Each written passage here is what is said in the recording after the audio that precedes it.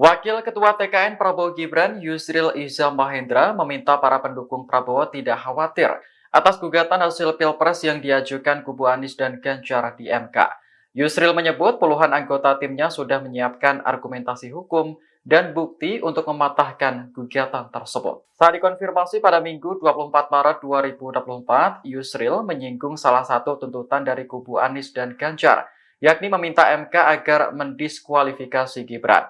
Menurutnya, tuntutan tersebut merupakan hal yang keliru.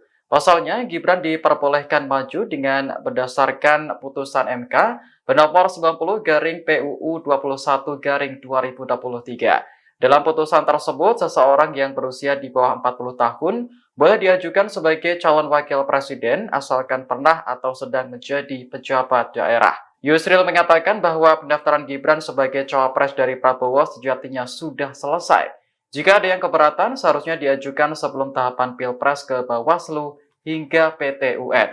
Diketahui, kubu Anies dan Ganjar telah resmi mengajukan gugatan hasil Pilpres ke Mahkamah Konstitusi. Kubu Anies lebih dulu mendaftar pada Kamis 21 Maret, sementara kubu Ganjar 2 hari setelahnya, yakni pada Sabtu kemarin. Keduanya sepakat bahwa Pilpres 2024 dipenuhi dengan kecurangan, sehingga membuat demokrasi menjadi cacat.